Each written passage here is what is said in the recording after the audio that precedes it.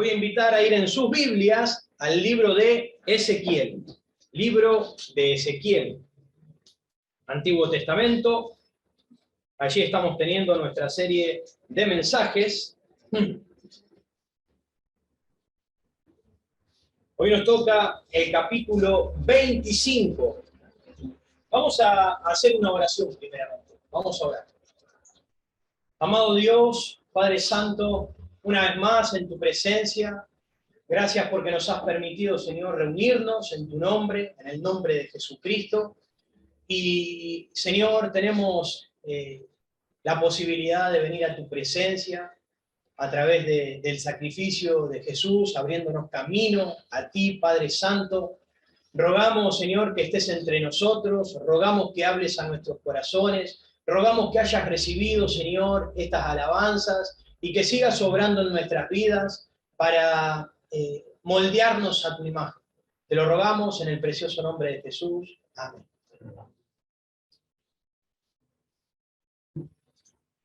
Nuestro título en esta mañana, nuestro título es Enemigos del pueblo de Dios. Enemigos del pueblo de Dios. Ese es el título de este sermón o mensaje. Y nuestro tema es: quienes desean el mal buscan la ira de Dios. Quienes desean el mal buscan la ira de Dios. Desde el capítulo 1 de Ezequiel hasta el capítulo 24, que fue el que prediqué por última vez, vimos las profecías de Dios en cuanto a Jerusalén. Ahora, del capítulo 25 al capítulo 32 de Ezequiel, encontramos 7 profecías a 7 naciones gentiles. A 7 naciones gentiles. Ellas son Moab, Amón, Edom, Filistea. También encontramos la profecía contra Tiro, contra Sidón y también contra Egipto. 7 naciones, profecías contra gentiles. Estos fueron juicios de Dios contra estas naciones que no reconocieron al Dios verdadero. Esas naciones que rodeaban a Israel no reconocieron al Dios verdadero. Ellos aborrecieron al pueblo de Dios, le desearon su mal. Y la ira de Dios estuvo sobre ellos. Si Israel, siendo el pueblo escogido de Dios, un pueblo amado por Dios, un pueblo cuidado por Dios, si Israel, siendo tan precioso ante los ojos de Dios, sufrió un castigo por su rebelión, ¿cuánto más iban a recibir castigo estas naciones paganas, estas naciones desobedientes, estas naciones que se rebelaban contra Dios y no querían aceptarlo a Dios? Por el contrario, eran enemigos del pueblo de Dios y le deseaban el mal. Así que se han preguntado quizás por qué es que estas profecías de naciones gentiles fueron dadas al pueblo de Israel. ¿Por qué? Cuando lo leí digo, ¿pero por qué, Señor? ¿Por qué le das una profecía al pueblo de Israel de naciones gentiles que ni siquiera llegaron a escucharlas algunos? Era dirigida para otro y esa persona no la escuchó, se la dio a Israel.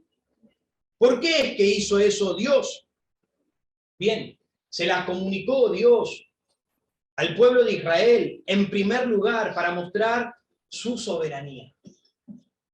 Para mostrar su soberanía. Él es el que cuida del pueblo de Israel. Yo soy su cuidador. Yo soy el que los guía. Y también, no solamente con Israel, sino que les dice, y también tengo el derecho, tengo el poder, tengo la autoridad de juzgar a las naciones. No solamente soy el Dios de Israel, soy el Dios de toda la tierra. Y tengo el derecho, la potestad de también juzgarles a ellos. Así que Israel, luego de ver el juicio contra estas naciones, iban a poder ver eso que Dios les comunicó, iban a decir, Dios es grande. Dios trajo juicio contra estas naciones que no le recibieron, que nos aborrecieron a nosotros. Dios es grande y Dios es poderoso. Así que en el capítulo 25, que es el capítulo que vamos a estar tocando en esta mañana, vamos a encontrar 4 profecías de las 4 primeras naciones. 4 de las primeras 4 naciones. Y estas profecías van a comenzar en primer lugar con Amón, luego sigue con Moab, luego sigue con Edom, y luego termina con Filistea. Aparentemente va como las agujas del reloj, y va rodeando a estas naciones que rodean la tierra de Israel. Así que, ¿por qué es que Dios iba a traerle juicio a estos gentiles? ¿Por qué Dios iba a juzgarlos? ¿Dios es malo?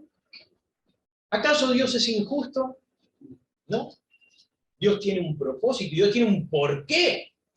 Dios tiene un porqué de lo que hace. Miren rápidamente, vamos a mirar algunos versículos para ver el por qué Dios va a juzgar a estas naciones. En primer lugar, en cuanto a Amón, capítulo 25, el versículo 3. Versículo 3 dice, y dirás a los hijos de Amón, oíd palabra de Jehová el Señor. Así dice Jehová el Señor, por cuanto dijiste, ¡ea! ¡Bien! Cuando mi santuario era profanado y la tierra de Israel era asolada y llevada en cautiverio la casa de Judá. Dios dice, yo te voy a castigar, Amón, porque te gozaste, porque te alegraste, te pusiste contento cuando mi pueblo Israel iba a ser sometido en esclavitud y cuando mi templo fue profanado. Dijiste, bien, bien. Eso te voy a juzgar. En cuanto a Moab, versículo 8. En cuanto a Moab, versículo 8, dice, así ha dicho Jehová el Señor, por cuanto dijo Moab. Dice lo que ellos dijeron. He aquí, la casa de Judá es como todas las naciones. Esto es lo que decía esta nación gentil. Judá es igual que todos los demás. Es como los demás del mundo. No hay diferencia, ni aún ni siquiera en su Dios. Su Dios es igual a todos los demás. Eso ofende el nombre de Dios. Y Dios dice, te voy a juzgar. En tercer lugar, en cuanto a Edom, miren el versículo 12. Así ha dicho Jehová el Señor, por lo que hizo Edom, tomando venganza de la casa de Judá, pues delinquieron en extremo y se vengaron de ellos. La casa de Edom, tanto era el enojo que tenía contra Judá, que hasta se llegó a unir con un enemigo mutuo de Judá y de Edom. Tenían un enemigo mutuo. ¿Saben quién era? Nabucodonosor, Babilonia. Y Edom se unió a Nabucodonosor para destruir a Judá. Dios dice, te voy a castigar. Y en cuanto a Filistea, a los filisteos, versículo 15, así ha dicho Jehová el Señor, por lo que hicieron los filisteos, con venganza, cuando se vengaron, miren esta palabra, con despecho de ánimo, destruyendo por antiguas enemistades. Los filisteos eran unos despechados, eran unas personas que guardaban un rencor, estaban dolidos de cosas del pasado y como despechados vieron la oportunidad y dijeron, ahora es nuestra oportunidad de vengarnos contra Judá. Y Dios dice, por ser un despechado, yo me voy a vengar y te voy a enjuiciar, dice el Señor. Ahora vamos a mirar un poco más profundo respecto de estas naciones. Vamos a mirar un poco más. Y este capítulo comienza con el juicio contra Amón. Juicio contra Amón. Lo encontramos desde el versículo 1 hasta el versículo 7. Ahora, ¿Quiénes son los de Amón? Los de Amón son amonitas. Lo leemos constantemente en las escrituras respecto de los amonitas, los amonitas, los amonitas. Bien, vienen de Amón. Y Amón era descendiente de Lot. Era descendiente de Lot. Uno de los hijos de Lot fue el que comenzó con toda esa nación de los amonitas. Y los conflictos que tenían los amonitas con Israel fueron perpetuos, fueron de siempre. Siempre tuvieron conflictos y comenzaron en los tiempos de los jueces con Jefté. Comenzaron con Jefté, continuaron con Saúl, siguieron con David y continuaron también con otro de los reyes que se llama Josafat, quien también tuvo conflicto con los amonitas, descendientes de Lot. Ahora, como Judá era atacada por Nabucodonosor, ¿recuerdan cuando prediqué el capítulo 21? Vamos rápido, así lo leemos. Capítulo 21 de Ezequiel. Creo que era el 21, a ver. Sí, capítulo 21, versículo 20, dice, cuando Nabucodonosor iba a tomar estas ciudades, dice así, el capítulo 21, versículo 20, el camino señalarás por donde venga la espada a Rabá de los hijos de Amón y a Judá contra Jerusalén, la ciudad fortificada. Porque el rey de Babilonia se ha detenido en una encrucijada, al principio de los dos caminos. Versículo 22, la adivinación señaló a su mano derecha sobre Jerusalén para dar la orden de ataque, para dar comienzo a la matanza y demás, y demás, y demás. Ahí estaba Nabucodonosor, camino a tomar estas ciudades, se encontró en una encrucijada, ¿me voy para Amón o me voy para Judá? Tiró suerte, salió para Judá. ¿Qué hicieron los amonitas? ¡Ea! ¡Bien! La destrucción es para Judá, no para nosotros. Se gozaron, se alegraron y Dios venía a traerles juicios. Ahora, ¿quiénes eran? Los moabitas. Los moabitas eran descendientes también de Lot, porque Lot había tenido dos hijas. Las dos hijas se acostaron con el padre y ambas tuvieron descendencia. Una fue para los amonitas y otra fue para los moabitas. Ahí sale la nación de los moabitas, descendencia de Lot. Y si ustedes están prestando atención, son familia de Israel. Eran familia. Lot era el sobrino de Abraham, e Israel viene de parte de Abraham. O sea que eran parentesco, había parentesco, pero había una enemistad continua. Siempre peleas, siempre guerras entre ellos. Y recuerden también quién salió de los moabitas, una mujer. ¿Se recuerdan? Ruth la moabita, que se casó con vos, un judío. Y de ahí nace la descendencia. Ellos tuvieron como hijo a Isaí, Isaí a David, y de ahí comienza el linaje de Jesucristo. Hay unos cuadros espectaculares respecto de Jesucristo, pero eso lo veremos cuando toquemos el libro de Ruth. En este caso, con los moabitas también hubo batalla continua contra Israel. Ahora, en tercer lugar, encontramos Edom, que es del versículo 12 al versículo 14. ¿Quiénes eran los de Edom o edomitas? Los edomitas también eran vecinos de Israel y eran parientes de sangre. ¿Saben por qué? Porque Edom viene de Esaú. Edom viene de Esaú. Y Esaú era el hermano de Jacob. Es todo parentesco. Todo familia. Problemas de familia. Eran hermanos. Jacob comenzó con Israel y Esaú siguió con los de Edom o edomitas. ¿Sí? Y hubo batallas siempre. Tanto que Moisés, cuando sacó al pueblo de Israel de Egipto e iban camino por el desierto a la tierra prometida, tenían que cruzar por las tierras de Edom. Entonces Moisés le manda a decir, ¿nos permiten pasar por esas tierras? Tenemos que pasar, tenemos que atravesar. Y el rey de Edom le dijo, no, si ustedes cruzan la tierra, va a haber guerra. Y Moisés le dice, pero si nosotros comemos o tomamos algo, nosotros lo vamos a pagar. No, si ustedes cruzan la tierra, va a haber guerra.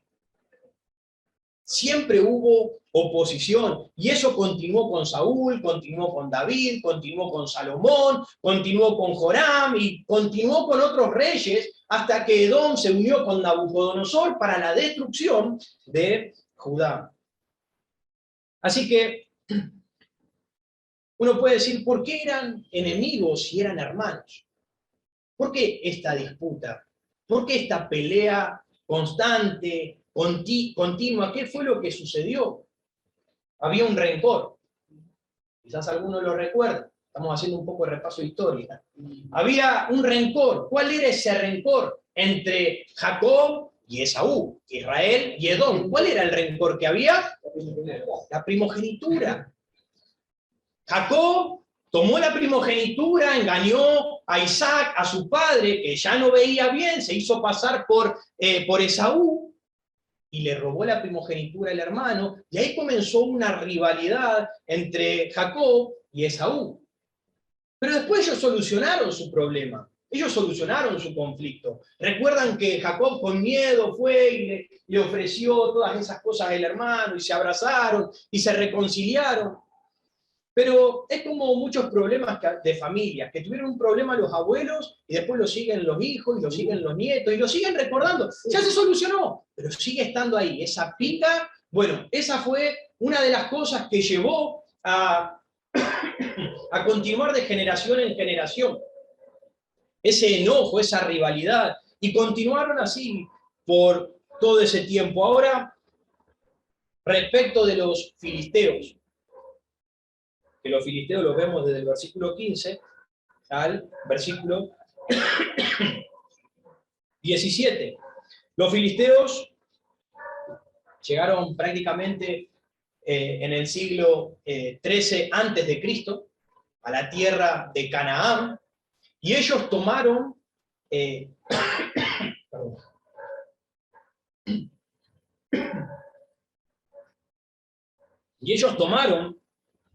la tierra de Canaán en el reinado de Saúl. ¿Lo recuerdan?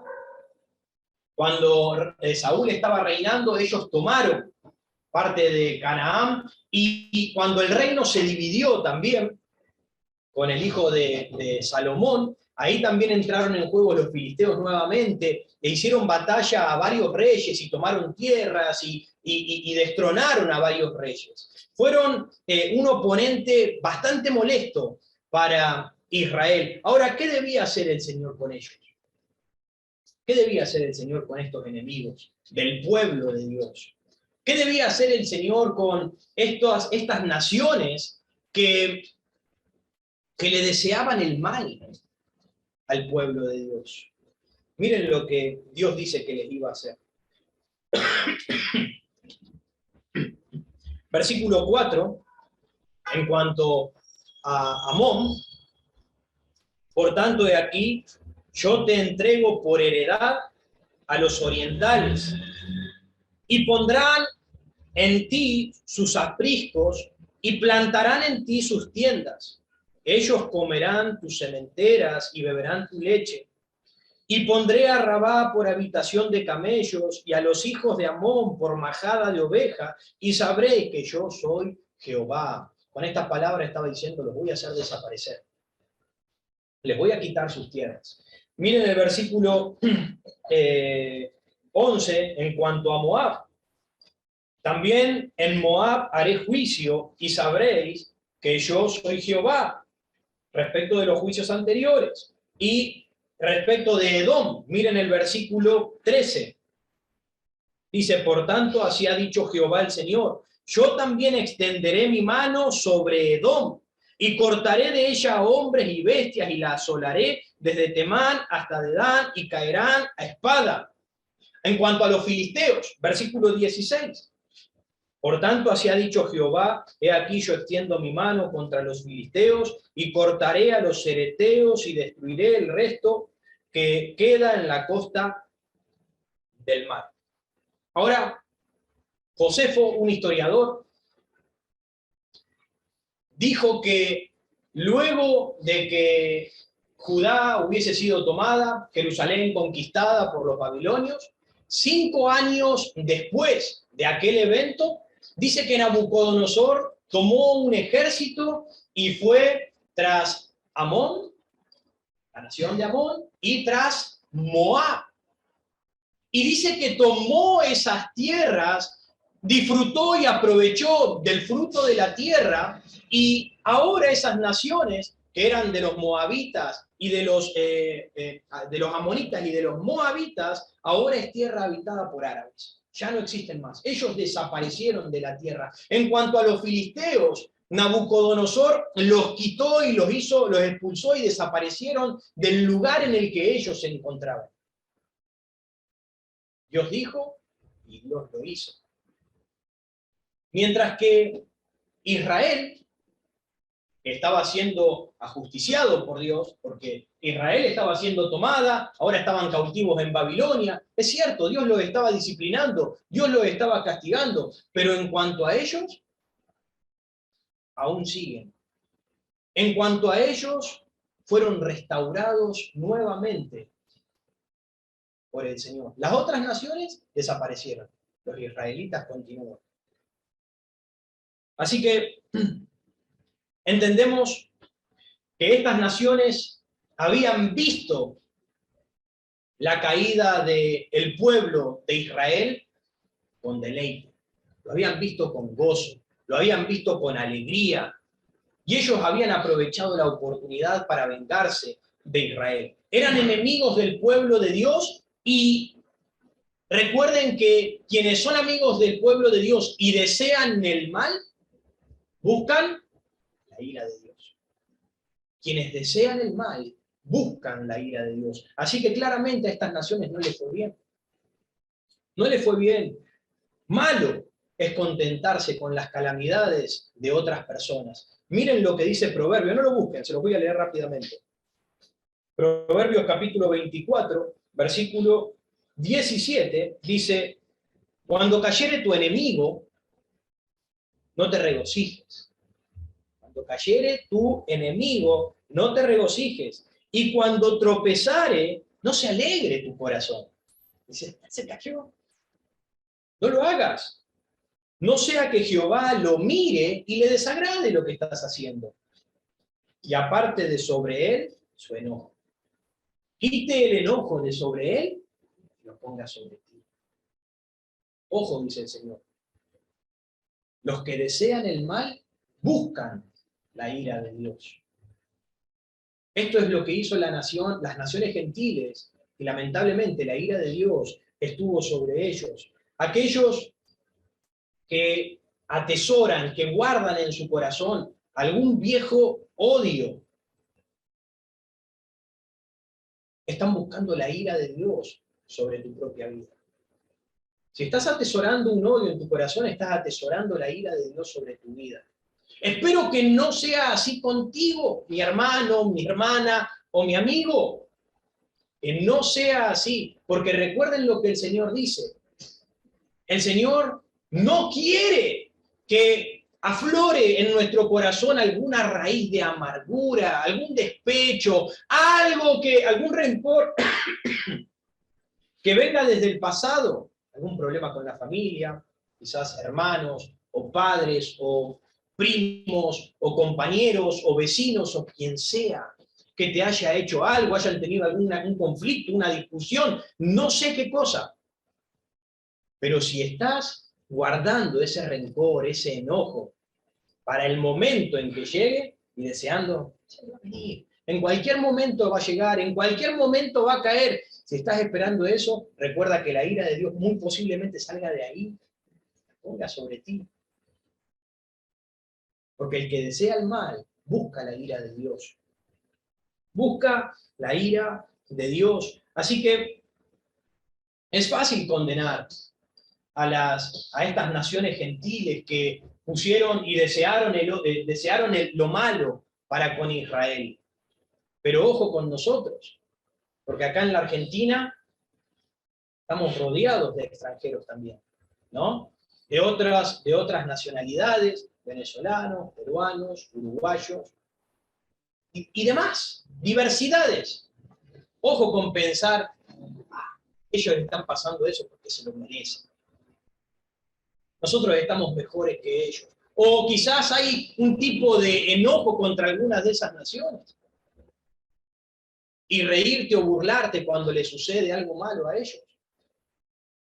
Ah, me olvidaba de Ecuador también.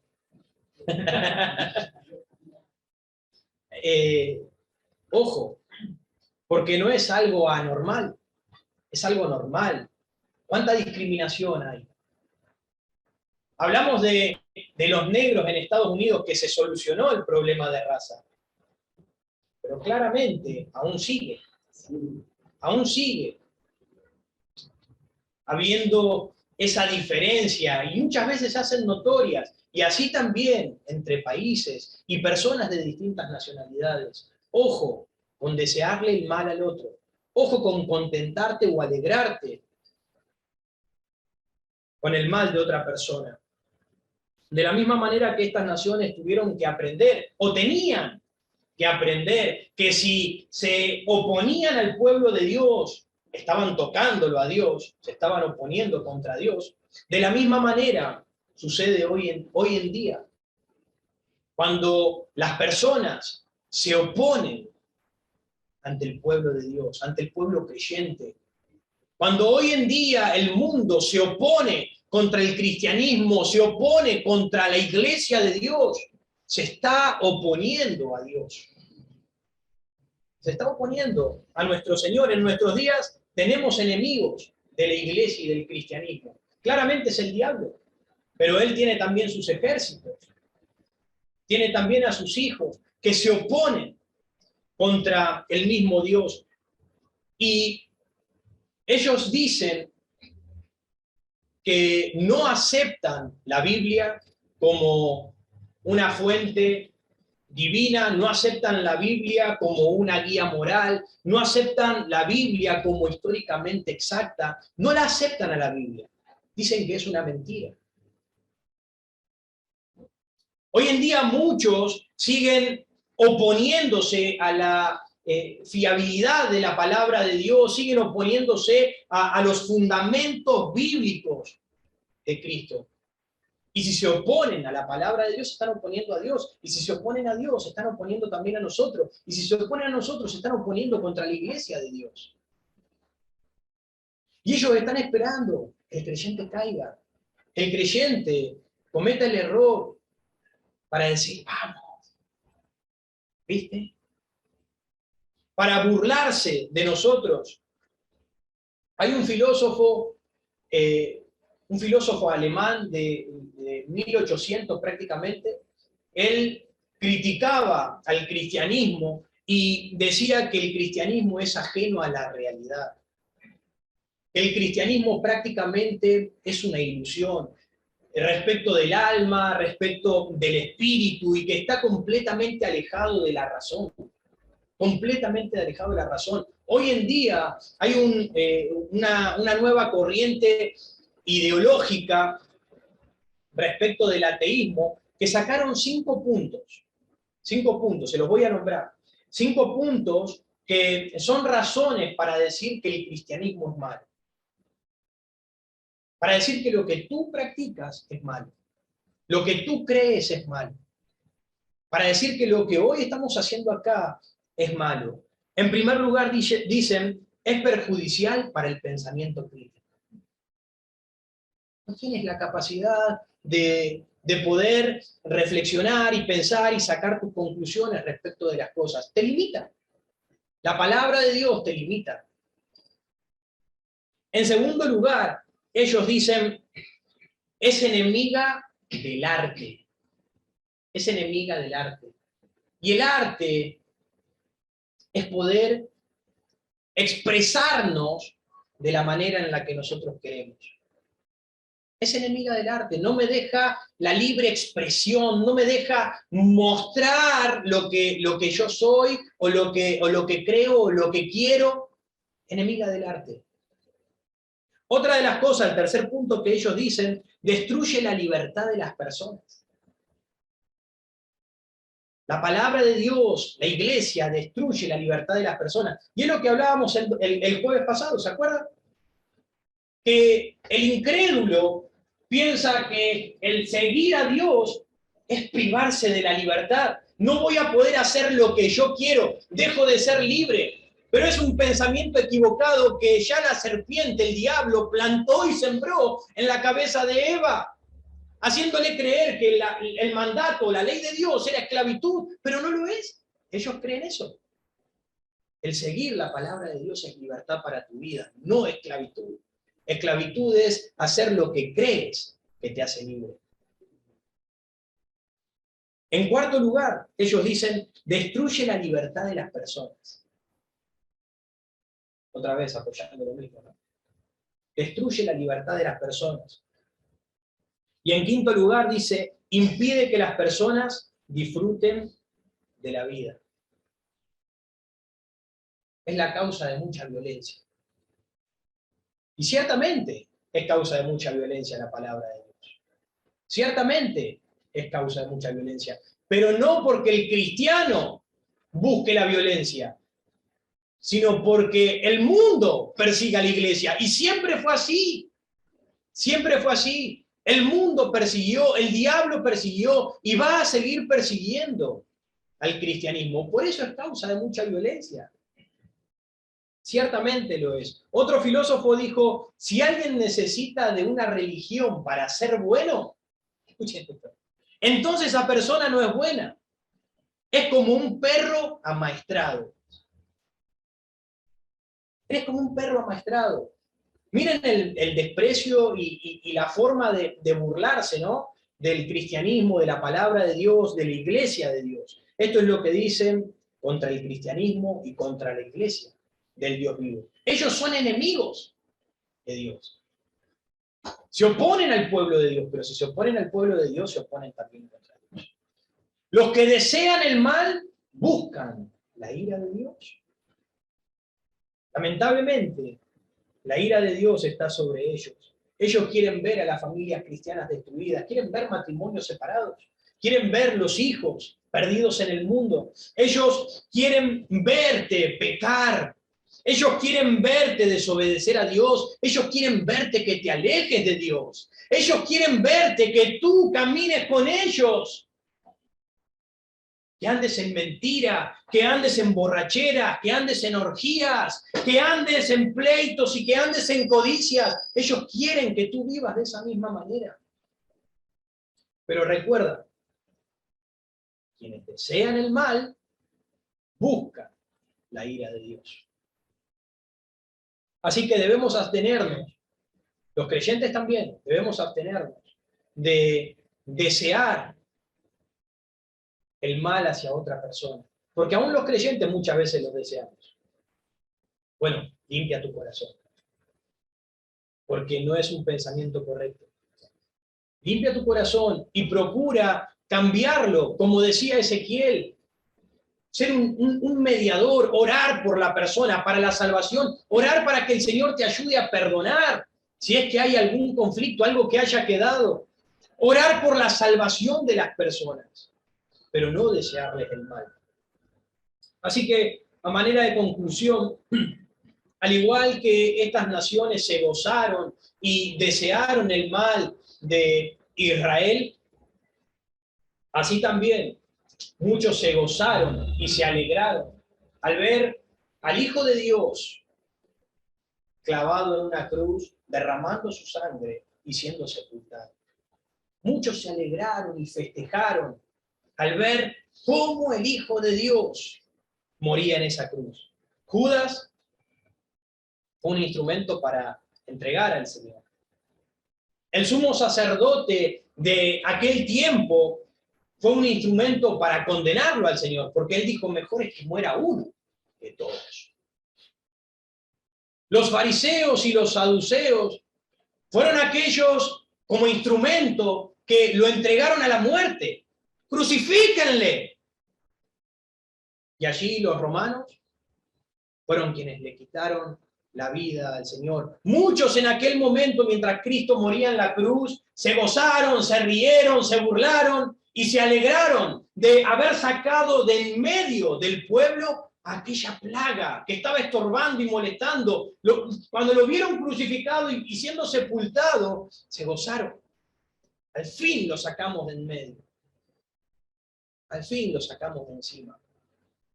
Pero aunque fueron instrumentos, porque ciertamente fueron instrumentos, para llegar al cumplimiento del propósito divino, que era la salvación de la humanidad, eso no significa que no hayan quedado sin castigo. No significa que no hayan quedado sin castigo. Como aquellas naciones fueron muchas veces un instrumento para castigar a Israel por su pecado. Israel era el pueblo de Dios. Y esas naciones paganas, muchas veces Dios permitía, sacaba su mano de protección de Israel, la sacaba y permitía que esas naciones fuesen contra Israel y les arrebatasen, le lastimasen y demás. Lo permitía, instrumento. Pero que lo haya permitido no significa que lo dejaba sin castigo.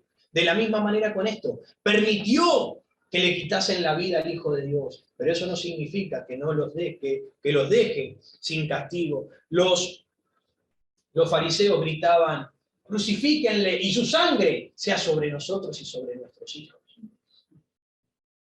Jesucristo le dijo a Pilato: el que a ti me entrega, mayor pecado tiene. Y Jesucristo también declaraba: a la verdad el Hijo del Hombre va, según lo que está escrito. Él tenía que ir a eso y sabía: yo estoy yendo al lugar que debo ir, voy a la muerte. Es necesario que el justo muera por los injustos. Es necesario que muera yo para darle vida a la humanidad. Yo voy al lugar que debo ir. Pero dice, ay de aquel por el cual el Hijo del Hombre es entregado. Mejor le fuera no haber nacido, dice Dios. Terrible. Muchos hoy se oponen a los creyentes y a la iglesia del Dios vivo, como se opusieron contra Israel. Muchos, recuerden, quienes desean el mal buscan la ira de Dios. Así que, ¿cómo está tu corazón? ¿Estás deseándole el mal a alguien? ¿Todavía hay conflictos que no has solucionado en tu vida personal? ¿Conflictos que no has arreglado con tu familia y demás? ¿Y aún sigues enemistado, peleado? ¿O estás deseándole el mal a alguien que atentó contra ti, sea algún compañero de trabajo o quien sea? Porque muchas veces cuando nos hacen mal, estamos esperando ahí a que tropiece. Si es así, arrepiéntete. Procura cambiar tu corazón, procura cambiarlo. Recuerda, otra vez lo repito, para que se memorice, para que lo memorices. Los que buscan el mal o los que desean el mal, buscan la ira de Dios. Así que espero que podamos aprender de la historia del pueblo de Israel, que podamos aprender de lo que hicieron estas naciones y de cómo obra el Señor, para que nos vaya bien a nosotros. Recuerda, si hay alguien que ahora está oprimiendo tu vida, si hay quienes intentan atentar, quienes te están deseando el mal, quienes aborrecen tu vida, recuerda que es el Señor el que da el castigo. Recuerda que es el Señor. Si están contra ti y eres hijo de Dios, se están oponiendo al Señor. Así que Él hará su juicio. No lo hagas tú, ni te burles ni te rías. Te espera en el Señor. Vamos a orar. Precioso Dios, Padre Santo, oh Dios, te pido que obres en nuestras vidas para que podamos, Señor, sanar nuestros corazones, perdonar, Señor, y aprender que tú no quieres, Señor, que nosotros nos manejemos de la misma manera que se manejaron estas naciones. Te pido, Señor, que nos ayudes a conocerte y a entenderte para poder vivir como a ti te agrada, Señor. para no creernos a nosotros mismos que estamos viviendo como espirituales, que somos santos, que te agradamos cuando hay tantas cosas incorrectas en nuestra vida, Señor. Ayúdanos a entenderte y a vivir como tú quieres. Padre, guárdanos de aquellos que quieren oprimirnos, de aquellos que nos desean el mal, Padre. Somos tu pueblo. Si nos tocan a nosotros, te tocan a ti, Padre. Así que guárdanos con tu mano soberana, protectora. Sabemos que tú nos disciplinarás, pero no nos destruirás como Israel. Te pido nos ayudes, Señor. Bendice la vida de mis hermanos, para que tú te sigas formando en su vida, Señor, para que sigan creciendo, dando pasos de fe, poniéndote por su confianza. Oh Dios, ayúdanos a dejar de vivir conforme nuestra voluntad y vivir conforme tú quieres, Padre. Te amo, mi Dios, perdona mis pecados y perdona los pecados de tu pueblo. En el precioso nombre de Jesús, amén.